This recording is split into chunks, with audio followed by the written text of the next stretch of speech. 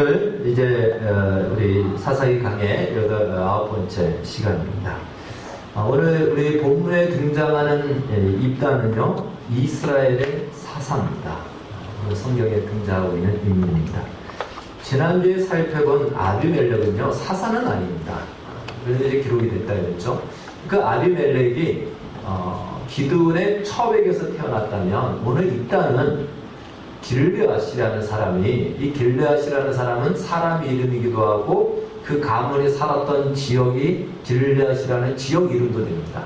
길르앗이 기생에게서 낳은 아들입니다.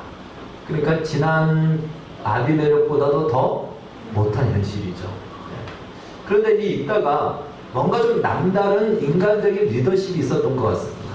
그러다 보니까 이 길르앗의 아들들이 이 완전히 기생의 아들인데 불구하고 뭔가 이렇게 리더십 있게 살아가는 모습들을 보니까 그게 잘못했다가는 후계가 이 잘못하면 넘어갈 수도 있겠다. 그래서 아예 이 입다를 쫓아내죠. 너는 천민 출신이니까 너는 우리하고 살 수 없다 하고는 집에서 쫓아냅니다. 그러니까 집에서만 나간 것이 아니고 길르앗이라는 그 지역에서도 쫓겨납니다. 쫓겨난 입다는 결국 돕이라는 곳에 가게 살게 되고요. 이제 그곳에 가서 자리 잡으니까 그 입다와 같은 처지에 있는 사람들이 몰려들기 시작합니다. 오갈 데 없는 사람들. 우리 식으로 얘기한다면 옛날에 어디 가서 사는 거죠? 다리 밑에 가서 살았는데 다리 밑에 몰려드는 거예요. 그래서 그 중에 누가 왕초가 됩니까? 입다가 왕초가 됩니다. 무슨 왕초죠? 거지 왕초죠. 네. 다리 밑에서 오갈 데 없는 사람들, 이 입다와 같은 사람들, 인정받지 못하는 사람들, 정말 한숨 쉬며 살아야 되는 사람들이 몰려들게 되는 것입니다. 자, 이제 그곳에서 몰려든 사람들을 오늘 성경을 보니까 장류라고 하고, 또 다른 성경에 보내보면은 불량배라고도 이렇게 번역을 하고 있습니다. 그러니까 사회적으로 정말 이렇게 쓸모없고 별 볼 일 없다라고 하는 사람들이 몰려들기 시작한 것입니다. 자, 그러던 중 암몬 사람들이 이제 이스라엘을 쳐들어옵니다. 길르앗 지역을 쳐들어옵니다. 근데 이 길르앗의 아들들과 길르앗 지역의 지도자들이 이 암몬 군대를 이길 만한 힘이 없습니다. 도저히 그것을 버텨낼 만한 그 지도자가 없는 겁니다. 그래서 이 사람들이 하다 안 되니까 어떡하죠? 입다를 찾아옵니다.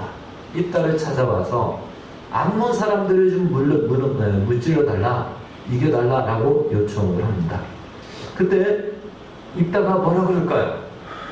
아니, 언제는 나를 천민 출신이라고 쫓아낼 때는 언제고, 이제 와서 자기들이 급하니까 나를 도와달라고 택도 없는 소리 하지 마라.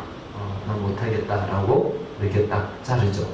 그러자 이 길르앗 지도자들이 계속 별의별 말로 다 이 설득을 하죠. 입다, 우리가 그때는 당신을 몰라봤다. 우리가 몰라봤고 우리 중에 입다 당신만한 사람은 없다. 네가 만약에 암몬 사소를 무너뜨리면은, 이기면 우리 이 길르앗 지역에 네가 최고 지도자가 될 것이다. 이런 여러 말로 설득을 하게 됩니다. 입다의 입장에서는요, 이것이야말로 내 인생을 이렇게 그냥 정말 소망 없이 살아가는 것보다도 생각해보니까 절호의 기회인 것이죠. 이 신분의 한계를 뛰어넘을 수 있는 절호의 기회입니다. 자기의 꿈을 펼칠 수 있고 이 구국 영웅이 될 수 있는 절호의 기회입니다. 어쨌든 이렇게 살든 저렇게 살든 이렇게 살아봐야 거지 왕초의 인생에서 끝날 것인데, 나라를 구한 영웅이 된다는 것이 얼마나 영광입니까? 그리고 그렇다면 나의 신분이 완전히 해결이 되는 거예요. 그래서 이 입다는 그거에 승낙하게 되고 받아들이게 됩니다. 자, 그런데 이 와중에 우리가 성경을 읽다 보면은 속지 말아야 될 것이 하나 있습니다. 입다가 이런 얘기를 하죠. 만약에 여호와가 나를 전쟁에서 이기게 하면 너희들이 정말 나를 길르앗의 머리로, 지도자로 인정해 줄 거냐라고 이렇게 묻죠. 그러자 이 길르앗 지도자들이 이렇게 얘기합니다. 우리가 여호와의 이름으로 맹세하겠다. 여호와께서 우리의 증인이 될 것이다. 당연히 반드시 그렇게 해주겠다라고 얘기합니다. 그래서 얼핏 보면 이들이 지금 누구의 이름으로 이 이야기를 합니까? 여호와의 이름으로 하는 거예요. 하나님의 이름으로 하는 겁니다. 그래서 야, 이 신앙이 좋지 않나? 신앙이 좋은 모양이다. 하나님의 이름으로 일들을 합니까? 라고 생각할 수 있는데 그렇지 않습니다. 그 당시에 이스라엘에게는 이 여호와의 신앙은 보편적이었습니다. 보편적이었다는 것은 우리가 지금 생각하는 이 신앙이 아닌 다른 사람들이 이방신들을 섬기면서 다신을 섬기듯이 그 중에 자신들의 민족신이 여호와였던 겁니다. 그러니까 여호와도 섬기고 우상도 섬기고 이런 신앙이었고 자신들의 민족신이 여호와니까 여호와의 이름을 내걸고 하는 것입니다. 여러분 다급할 때는 뭐 우리가 물에 빠지던가 어디에 떨어질 때는 누구를 찾습니까? 여러분들은 우리는 하나님을 찾지만 뭐 하나님, 부처님 뭐 다 찾잖아요. 예. 똑같은 거예요. 예. 똑같은 겁니다. 위기의 상황에서는 누구라도 나를 도와준다면 그가 나의 신이 되는 거죠. 그러한 신앙 수준이 이스라엘의 신앙 수준이었다라고 볼 수 있습니다. 자, 그걸 어떻게 알 수 있냐면 이제 입다가 나중에 그 뒤로 승낙을 하게 되죠. 그리고는 이제 여호와 앞에 맹세를 하는데 이렇게 얘기합니다. 여호와야, 내가 전쟁에 나가서 여호와께서 나로 하여금 전쟁에 승리케 하면 내가 돌아올 때에 우리 집에서 나를 제일 먼저 맞이하는 자를 내가 하나님께 번제로 바치겠습니다. 이따가 자기 집에서 키우는 강아지를 생각하고 그렇게 얘기했을까요? 보통 주인에 돌아오는 강아지들이 막 꼬리 흔들면서 막 맞이하는데 강아지를 생각하면서 했을까요? 누구를 생각하면서 했을까요? 강아지가 아닙니다. 사람입니다. 그러니까 그가 누구든지 내가 돌아올 때에 맞이하는 그 첫사람을 내가 번제로 드리겠습니다. 이 얘기예요. 다른 말로 사람을 제물로 드리겠다라는 것이에요. 그런데 성경에 보면 레위기 20장에 보면 이 규례가 나옵니다. 20장 2절에 보면 나오기를 하나님께서 몰렉에게, 그러니까 이방신인데 몰렉에게 사람을 불살라서 제물로 바치면 너는 반드시 그를 죽일지라 이렇게 얘기합니다. 그러니까 인신제사, 사람을 제물로 드리는 것을 하나님은 철저히 금하셨고 그렇게 하는 사람을 죽이라고 얘기했습니다. 하나님은 절대로 인신제사, 인신제물을 받지 않으십니다. 그런데 그런 하나님에 대해서 조금만 알았어도 그런 헌신, 그런 서원을 하지 않죠. 그러니까 입다가 하나님을 제대로 알았느냐? 제대로 알지 않았다는 것이죠. 그러니까 민족신이고 전쟁에 나가니까 우리 민족이 이겨야 되니까 내 민족신 나를 도와주면 내가 정성을 바치겠다. 이 고대 사회에서는 동서를 막론하고 가장 큰 재물이 무엇이냐면 사람이었습니다. 또 우리나라 신라 시대에도 사람을 제물로 바쳤던 흔적들이 얼마 전에도 발굴이 됐습니다. 사람을 제물로 바치면 최고의 정성인 거예요. 그래서 기우제를 드릴 때도 사람을 제물로도 바치고요. 이렇게 막 폭염이 오면은 비 좀 내려달라고 할 때 사람을 제물로 바치죠. 왜? 최고의 제물이 되면 그 최고의 제물은 누구를 감동한다? 신을 감동시킨다라는 생각이 그 옛날 사람들에게 있었던 것입니다. 그러나 여러분, 하나님은 우리의 정성으로 하나님이 감동하지 않으십니다. 당연히 우리의 정성을 받으시지만 하나님이 감동하시고 움직이시는 것은요, 하나님이 말씀하신 것에 대한 순종입니다. 하나님이 말씀한 대로 순종할 때 하나님은 운행하시고 움직이시고 행동을 하십니다. 근데 여호와에 대해서 이 입다가 제대로 알지 못했던 것은 그 시대 이스라엘의 사람들의 신앙 수준이 바로 이러했다는 것이죠. 사실 길르앗이 위기가 오면 누구 앞에 나가야 됐을까요? 하나님 앞에 나가서 도움을 구했어야 되는데 이들이 누구를 찾아갔죠? 소위 거지 왕초라고 하는 입다를 찾아간 거죠. 서양식으로 얘기한다면 총잡이라고 얘기할 수 있고요. 오늘 우리식으로 얘기한다면 조폭 두목을 찾아간 겁니다. 그래서 그나마 리더십이 있고 또 거기에는 같은 어울리는 사람들이 있으니까 좀 힘쓰는 사람들 데리고 와서 좀 이겨달라 이 요청을 한 것입니다. 자, 그래서 이러한 상황 속에서 있다가 이제 전쟁에 나가게 됩니다. 그리고 분명히 서원을 했죠. 내가 돌아올 때 나를 처음 맞이하는 자를 내가 여호와께 바치겠습니다. 그러니까 그것은 누구를 생각했냐면 아마도 하인 중에 한 명이 나와서 식솔 중에 한 명, 좀 아랫사람이 나와서 맞이하지 않을까 이런 생각을 한 거죠. 당연히 그렇게 생각을 했겠죠. 그래서 그가 누구든지 내가 그를 번제를 바치겠습니다. 그래서 전쟁에 나갔죠. 근데 정말 하나님께서 대승을 주신 거죠. 사사 입다로 세웠기 때문에 그를 통해서 승리를 하게 됩니다. 암몬 자손을 이겨냈습니다. 그리고 돌아옵니다. 그런데 집에 돌아와서 집을 바라보는 순간 앞불사, 누가 자기를 제일 먼저 맞이하죠? 네, 자기의 무난 동료 외동딸이 자기를 제일 먼저 맞이합니다. 얼마나 한껏 기대했고 기쁨을 가지고 돌아왔는데 자기의 유일한 외동딸, 하나밖에 없는 딸이 자기를 맞이합니다. 정말 하루아침에 잔치집이 초상집이 된 것이죠. 그래서요, 여기 있죠. 국민은행이 지금 공사를 해요. 네, 인물이 공사했습니다. 그래서 그냥 그런가 보다 이렇게 생각하십시오. 자, 우리가 여기서 지금 여기까지 말씀을 통해서 한번 입다의 인생을 한번 우리가 좀 정리를 한번 해볼 필요가 있습니다. 여러분, 입다는 기생에서 태어나고 싶어서 태어났습니까? 아니죠. 태어났는데 어떻게 똑같은 아버지를 뒀는데 나는 기생이라는 엄마의 아들로 태어났고 다른 형제들은 그냥 정실 부인에서 태어난 거예요. 그 이후로 자기는 무시를 당하는 거예요. 더군다나 이 입다는요, 능력이 좀 나름대로 있었어요. 사람들보다 영특하기도 하고 리더십도 있었습니다. 만약에 그런 것도 없었으면 그냥 그저 그런 사람이라면 아마 그 형제들이 불쌍해서 오히려 거뒀을 겁니다. 그런데 오히려 능력이 있다는 이유로 그 능력을 펼치지 못하고 견제를 당하고 쫓겨납니다. 여러분, 이것이 입다의 현실이에요. 혹시 우리 중에 혹시 그런 마음을 가진 적 없습니까? 혹시 내가 지금 태어났던가, 이 시대에, 아니면 조선시대에 태어났다면 내가 뭔가 한 자리 했을 텐데 보릿고개 시대에 태어나가지고 이게 지금 이 모양이다. 내가 좀 괜찮은 부모 밑에서 태어났으면 좀 많이 배우고 나의 꿈을 더 펼쳤을 텐데 변변치 않은 그런 환경 속에서 자라다 보니까 내가 이 정도밖에 되지 않지 않나. 혹시 그런 마음을 가끔씩 가져볼 수도 있습니다. 입다의 운명인 거야. 입다의 현실입니다. 어떻게 그것을 바꿀 수 없는 현실이에요. 여러분, 우리의 인생에 처해져 있는 이 현실도 때때로 바꿀 수 없는 현실.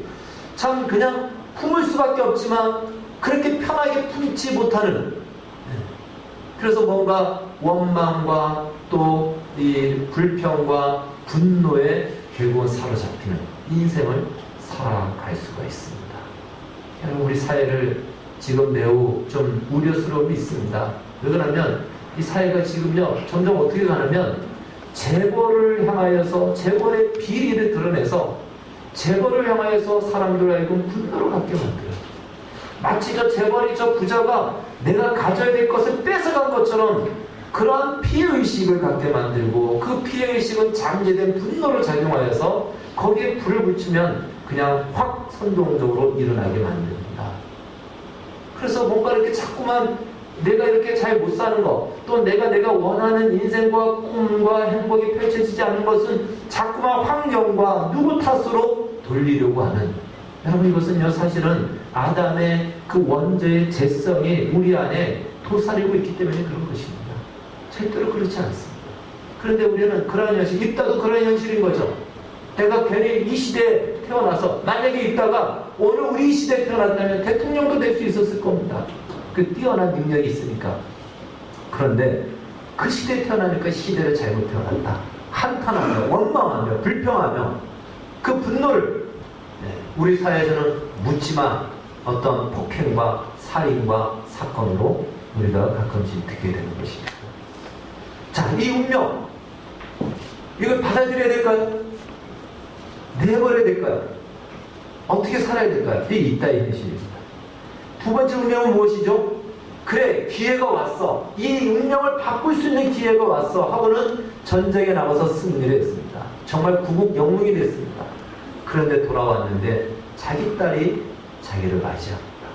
이 딸을 결국 번제로 드려야 되는 상황입니다. 구국 영웅이에요. 이제 그러나 이 딸은 아무것도 모르고 아빠하고 달려왔지만 그 아빠의 서원 때문에 애꿎은 이 딸은 재물이 되어야 되는. 여러분, 입다가 그 뒤에 편하게 살았을까요? 영웅이 됐고 지도자가 됐지만 그 사는 삶이 편했을까요? 사는 것 같지만 살지 못하는. 이 현실도 역시 품어야 될지 거부해야 될지 모르는, 우리 인생 속에서도 그런 일들이 있지 않습니까? 어떠한 기대를 갖고 뭔가 좋은 뜻을 했는데 결과가 내가 원했던 결과가 나오지 않을 때 차라리 처음부터 이것이 없었으면 좋겠다. 다 물리고 싶다. 다 없었으면 좋겠다. 왜 이것이 내 인생 속에 와 있는가? 그런 현실이 있잖아. 품지도 못하고 거부할 수도 없는 엄연한 현실. 차라리 이런 일들이 처음부터 일어나지 않았으면 좋았을 걸. 차라리 그때 그게 다리 밑에서 사는 것이 더 좋았을 텐데. 이러한 현실. 여러분, 우리의 현실이 정말 앞이 보이지 않고 기대가 없고 희망이 없고 내가 생각했던 것과 전혀 다른 결과가 펼쳐질 때 살아야 될지 말아야 될지 죽어야 될지 뭔가 답이, 무엇이 답인지 모르는 그런 답이 없는 현실을 우리가 맞이할 때가 있습니다. 이것이 두 번째 입다의 운명인 것입니다. 그런데 입다가 전쟁에서 돌아왔을 때 이 딸만 기다린 것이 아니고요, 또 하나 기다린 것이 있습니다. 누가 등장하냐면 에브라임 지파가 또 등장을 합니다. 에브라임 지파는 항상 뒷북을 칩니다. 지난번에 우리가 기도원 사건에서도 기도원이 다 이기고 나니까 와가지고 왜 우리 부르지 않았냐라고 얘기하잖아요. 요번에도 똑같은 거예요. 입다한테 왜 우리를 부르지 않느냐 하면서 이 입다에게 마치 우리를 왜 무시했냐라는 식으로 얘기합니다. 부를 때는 안 오고 부를 때는 콧배기도 보이지 않고 탁 도망갔다가 이기고 나니까 와가지고 또 거기 와가지고 에브라임 지파가 그 이스라엘 안에서는 원래 좀 차지하는 비중이 있다고 했잖아요. 그러니까 다른 지파들이 무시 못합니다. 그러니까 그 지파의 힘을 가지고 이 길라 이 입다에게 그렇게 낙마를 하는 겁니다. 근데 여기까지만 했으면 좋은데 뭐라고 얘기하냐면 이 길앗은요 므낫세 지파의 자손인데 므낫세 지파가 전부 다 움직였다라기보다도 길앗 중심으로 움직였습니다. 그러니까 이 에브라임 지파 입장에서 굉장히 자존심이 상하는 거죠. 에브라임이라는 가장 중심되는 지파도 하지 못하는 것을 므낫세 지파도 아니고 므낫세 지파의 한 가문이 그 일을 한 거예요. 그러니까 자존심이 상하니까 거꾸로 어떻게 합니까? 말로라도 자존심을 세워야 되니까 하지 말아야 될 말을 하는 겁니다. 어떤 말을 하면 이렇게 얘기해요. 길르앗 족속들아, 너희들은 원래 에브라임 속에 있다가 여기서 도망가가지고 저 므낫세에도 속하지 못하고 에브라임에도 속하지 못하고 박쥐 같은 너희 족속이었다. 너희는 원래 그런 존재였다. 이런 얘기를 하는 거예요. 얼마나 이 길르앗 사람들이 화가 나겠습니까? 그러면서 말하기를 우리가 맘만 먹으면 너희들을 다 불살려서 없앨 수도 있어. 왜 에브라임 지파가 큰 지파니까 그런 말을 하는 겁니다. 여러분 평상시에는 이런 말을 할 수도 있고 그런 말을 들으면 워낙 크니까 그냥 이 길앗 입다나 길앗 사람들이 떼갱할 수 있는데요. 지금 입다의 심정이 어떻다고요? 지금 얼마나 해석할 수 없고 착잡하고 이걸 살아야 될지 말아야 될지 물려야 될지 모르는 자기 딸을 번제를 드려야 되는 이 상황 속에 에브라임 사람들이 와서 이런 얘기를 하니 말 그대로 불난집에 부채질을 하는 겁니까? 기름을 붓는 겁니까? 네. 기름을 붓는 거죠. 가만히 있지 않죠. 아주 이 분노가 꽉 찼습니다. 그래서 이 길앗과 길앗 사람들이 일어나서 에브라임 사람과 전쟁을 하게 됩니다. 전쟁을 하게 됩니다. 요단강을 중심으로 요단강 서쪽은 에브라임 사람들이고요. 동쪽이 길앗 사람들이 사는데 에브라임 사람들이 일단은 군대를 데리고 넘어온 거예요. 마치 좀 늦게 온 것처럼 다 끝나고 났는데 마치 이제 와서 우리가 싸우려고 하는 것처럼 그렇게 이제 전쟁을 하니까 길앗 진영에서 전쟁을 하니까 아무래도 에브라임 사람들이 불리하죠. 지형이나 이런 것들이 왔을 때. 그래서 에브라임 사람들이 다시금 요단강을 건너서 자기 진영으로 도망가려고 하니까 이제 요단강 나루터기에서 딱 고초를 세웁니다. 그리고는 에브라임 사람들과 길앗 사람들의 발음이 달라요. 우리도 다르지 않습니까? 우리 경상도 사람들한테 금 하면 뭐라고 얘기해요? 해보라고 하면 검. 그래서 금이라고 하면 아무래도 자기 금이라고 했다는 거예요. 근데 검으로 들리는 거예요. 쌀 하면 뭐라고 합니까? 쌀. 쌀이라고 아무리 얘기해도 쌀 하죠. 똑같아. 오늘 성경을 읽지 않았지만 그 뒤에 보면은 이제 쉿볼레 이런 말을 하라는데 에브라임 사람들은 그 발음이 안 되는 거예요. 그러면 딱 말해봐. 그래서 그렇게 말이 안 되면 이건 에브라임 사람이에요. 그러면 죽이는 겁니다. 그래서 그렇게 해서 죽인 에브라임 사람들이 몇 명이라면 42,000명입니다. 여러분, 이 현실, 입다의 입장에서는요, 구국 영웅이었잖아요. 그런데 자기 동족 42,000명을 결국은 학살한 거예요. 학살자입니까? 구국 영웅입니까? 내가 이렇게 하려고 했던 것이 아닌데, 내가 저 에브라임 사람들이 나의 동족을 죽이려고 했던 것이 아닌데, 지금 상황이 그렇게 돼버린 거예요. 입다의 입장도 하고 싶어서 한 것이 아닌데, 그렇지 않으면 견딜 수가 없는 겁니다. 여러분, 이것이 바로 입다가 처해져 있는 세 번째 자신의 운명과 현실인 것입니다. 도저히 나는 왜 내 인생에 이런 일이 일어났지? 해석이 안 됩니다. 이걸 어떻게 이해를 해야 될지. 사는 것이 사는 것 같지 않고, 사람들한테 영웅이란 말을 듣지만 또 누구로부터는 학살자란 말을 듣고, 과연 내가 내 인생을 어떻게 하고 나는 누구인가? 도대체 나는 무엇을 위해서 살아야 되는가? 오히려 더 혼란과 어지러움 속에 살아갔던 사람. 그것이 바로 입다입니다. 여러분, 입다입니다. 그걸 오늘 성경 우리에게 말씀하시고 가르쳐줍니다. 네. 우리 현실 때때로 우리가 살다 보면은 그러지 않습니까? 우리가 딜레마에 빠지는 그 이유가 있잖아요. 과연 이 입다가 사사입니까? 학살자입니까? 여러분, 뭐라고 답을 하겠습니까? 자기 동족 42,000명을 그냥 죽인 거예요. 왜 죽였죠? 화와서 죽인 겁니다. 분노에 차서 죽인 겁니다. 자기 분노가 이미 차 있는 상태에서 그냥 죽인 겁니다. 그냥 그렇게 많이 듣고 끝냈으면 돼요. 기드온처럼 지혜롭게 말 잘하면 잘 달래주면 되잖아요. 그런데 이 입다는 지금 격정에 차 있는 상태이기 때문에 그냥 죽인 거예요. 과연 그의 현실, 그가 과연 사사일까? 그래서 우리는 성경에 사사하면 뭔가 특별한 인물, 특별한 환경 속에서 그러한 사사가 됐다라고 생각하는데, 그 특별함이 무엇이죠? 오히려 자신조차 해석할 수 없는 한심한 현실이 사사 입다의 현실인 것입니다. 우리가 딜레마에 빠지는 이유가 무엇이냐면요, 많은 크리스찬들이 이거죠. 하나님이 과연 나를 사랑하시는데, 내가 하나님의 백성이고 자녀인데, 진짜 나의 현실로 돌아오면 내가 과연 하나님의 자녀일까? 두 가지의 의미에서 의심스러울 때가 있죠. 하나는 무엇이냐면, 믿음으로 살지 못하는 자기의 모습을 보고 내가 과연 하나님의 자녀일까? 세상 사람과 똑같은 자기의 모습을 보고 내가 과연 하나님의 자녀일까? 라는 이 의심도 갖고, 또 하나는 무엇이냐면, 하나님이 나의 하나님이라면 왜 나를 저 세상 사람보다 못하는 인생으로 살게 하시는가? 과연 하나님이 계시는가? 과연 내가 하나님의 백성일까? 자녀일까? 이 의심이 생기죠. 여러분, 이것이 크리스찬들이 가지고 있는, 이 현실 속에 가지고 있는 딜레마인 것입니다. 이상하게 하나님이 나의 하나님이라고 도와줘야 되는데 하는 것마다 안 되고, 어떤 사람은 하는 것마다 망하고, 이러한 현실을 맞이할 때 내가 크리스찬이 맞아? 하나님이 정말 나를 사랑하는 것이 맞아? 하는, 여러분, 그것이 바로 입다의 현실이고 오늘 우리의 현실과 똑같다는 것입니다. 하나님께서 말씀하시는 거죠. 입다가 바로 그런 인생이었다는 것입니다.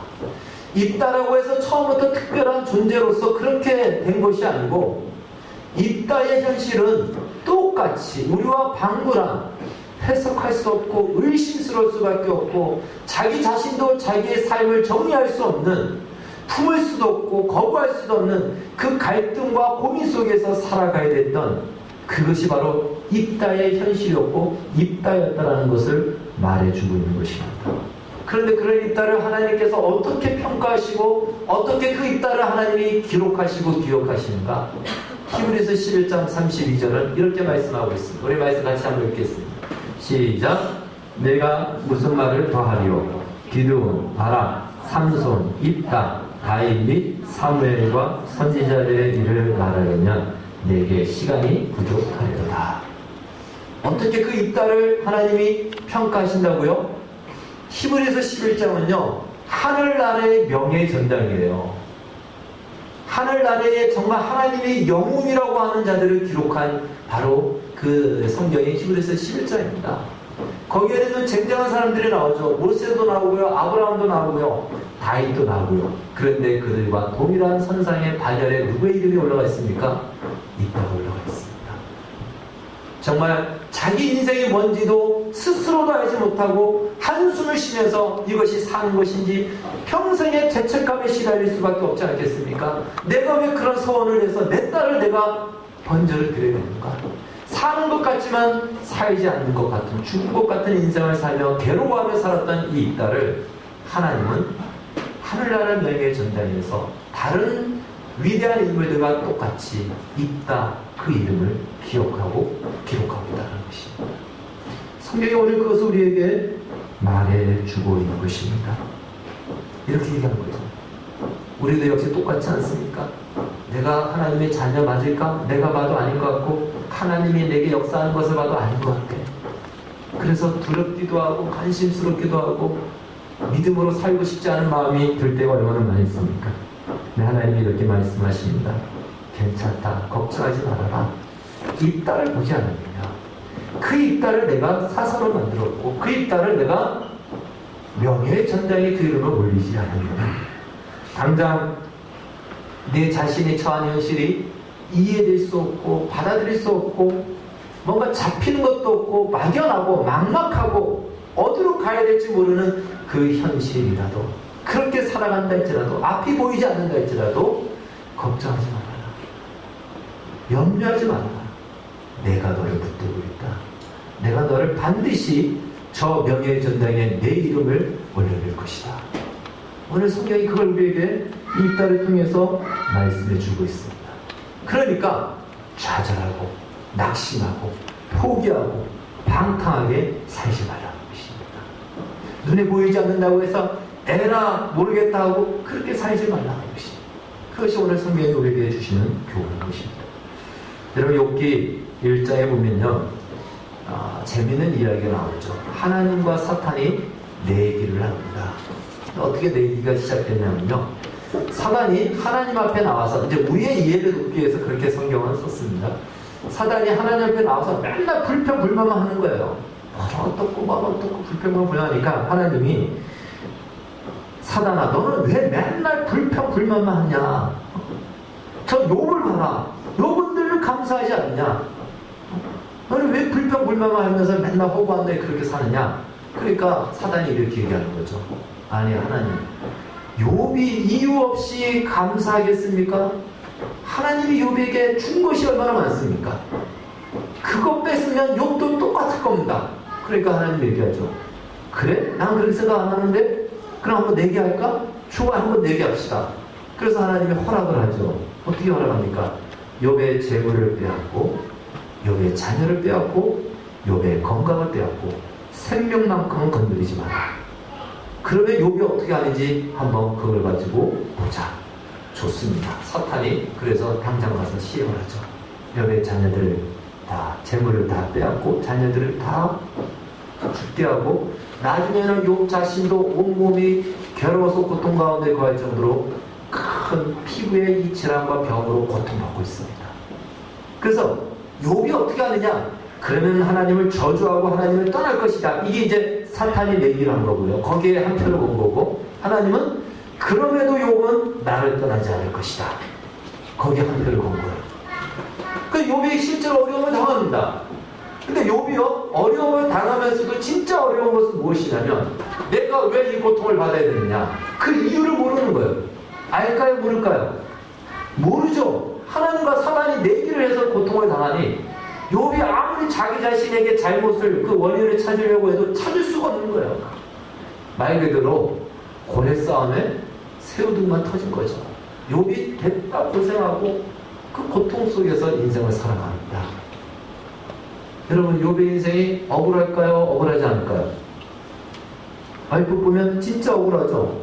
잘 살던 욥이 이 하나님과 사탄의 내기 때문에 갑자기 하루아침에 완전히 망한 인생으로 살아가니 얼마나 억울하겠습니까? 억울하다. 내 인생 억울하다.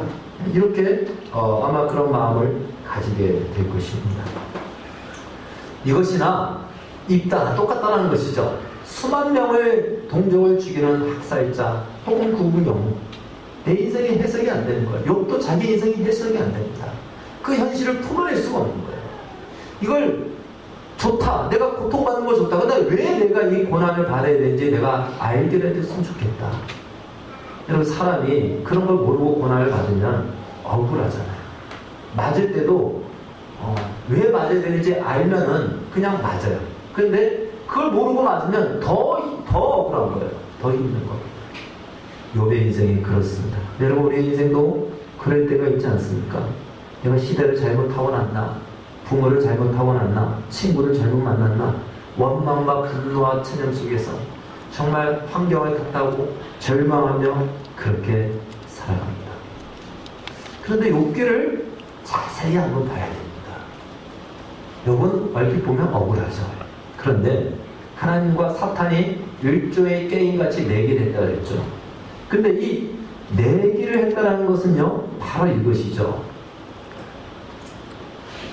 하나님께서 욥에게 모든 것을 다 걸었다는 거예요.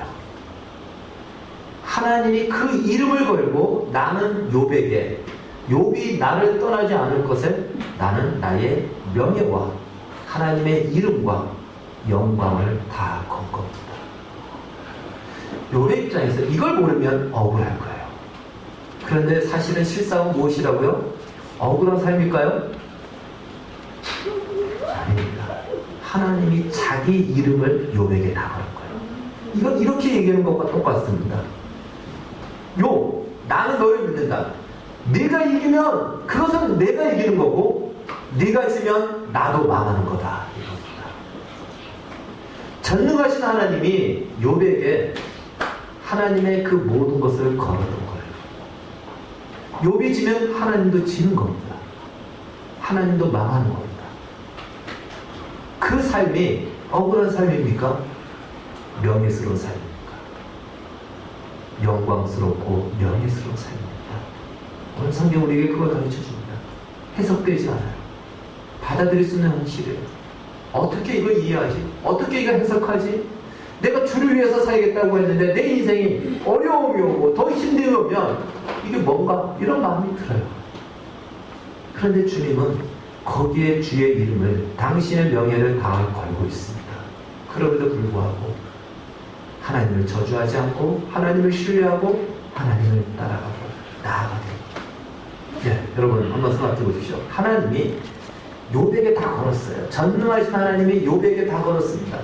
그런데 그 하나님이 욥이 지도록 패배하도록 내버려 둘까요? 절대로 내버려 두지 않죠. 처음에는 지는 것 같아요. 처음에는 그냥 지는 것 같고 망하는 것 같고 패배하는 것 같습니다.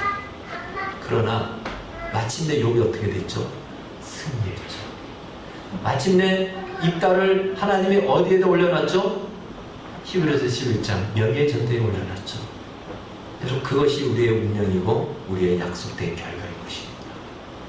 그래서 성경은 오늘 이렇게 우리에게 가르칩니다. 너의 인생이 만족스럽지 않고 해석되지 않죠. 푸시케 이렇게 시를 썼잖아요. 삶이 그대를 속일지라도. 물리칠 수도 없고 받아들일 수 없는 그런 삶이라 할지라도 내가 너를 붙들고 있다. 내가 너를 놓지 않고 있다. 그러니 네가 힘들고 어렵지만 조금만 더 참아라. 조금만 더 믿음의 자리를 지켜라. 반드시 너를 승리의 자리에 내가 놓겠다. 이렇게 말씀합니다. 여러분, 이것이 입다를 통해서 오늘 하나님이 우리에게 주시는 말씀입니다. 우리가 이 사실을 모르면요, 우리의 인생은 매일같이 죽어나는 인생이에요. 정말 죽지 못해서 사는 인생밖에는 되지 못합니다. 내가 왜 이런 고난을 당해야 되고, 내가 왜 이런, 내가 꿈꿨던 생활이 아니잖아요. 내가 생각했던 행복이 아니잖아요. 저 사람을 만나가지고 그때 엄마 말을 들었어야 되는데 이런 인생을 살아야 되잖아요. 저 친구를 만나서 내 인생이 망했다. 원망과 분노와 그 잠재된 분노, 그걸 탓하고 터트리는 인생을 살 수밖에 없습니다. 그렇지 않다는 거예요. 그 인생을 하나님이 아름답게 하시고 영광스럽게 하시고, 하나님은 지금도 그러한 우리에게 당신의 그 영예를 다 걸고 있다는 것. 그래서 내 삶이 얼마나 중요한가, 이 고통, 이 해석되지 않는 현실이 얼마나 중요한가, 하나님의 명예가 걸려있구나. 그래서 오늘 우리에게 이것을 요구합니다. 그래, 눈에 보이지 않지만, 손에 잡히지 않지만 다시 한번 하나님의 백성과 자녀로 살 것을 다짐하자. 여러분, 이 다짐과 결단을 가지시길 바라겠습니다. 이 약속을 잊지 마시고 붙잡고 하나님의 자녀로 살 것을 다시 한번 결단하고 다짐하는 우리 모든 인생이 되어지기를 주의 이름으로 축원합니다. 기도하겠습니다. 주님, 감사합니다. 입다를 통해서 우리는 입다를 용사로만 알고 있었지만, 입다의 인생을 조금 더 살펴보니 정말 해석할 수 없고 받아들일 수 없는 고통스러운 삶의 현실 속에 몸부림치며 살아갈 수밖에 없었던, 살지만 죽은 것 같은 인생이었음을 보게 됩니다. 어느 우리의 삶도 마찬가지입니다. 사는 것 같지만 만족스럽지 않고, 죽지 못해서 살아가는 우리의 현실, 앞이 보이지 않는 현실, 과연 하나님이 살아계신지 하나님의 자녀인지 의심스러운 현실 속에 믿음을 저버리고 세상 사람처럼 그냥 한 인생을 불살라버리는 인생으로 살고 싶은 유혹을 받을 때가 얼마나 많이 있습니까? 그러나 우리 입다의 결론을 알고 욥의 결론을 압니다. 하나님께서 명예의 전당에 그의 이름들을 기록하였듯이 우리를 그 자리로 이끌어 가실 겁니다. 힘들고 어렵지만 우리의 마음을 다짐하고 결단하오니 하나님의 자녀로 살게 해 주시고 백성으로 마땅히 살아가고 이 믿음의 자리를 포기하지 않고 살아가는 우리 모두가 되게 하여 주시옵소서. 예수님의 이름으로 기도하옵나이다. 아멘.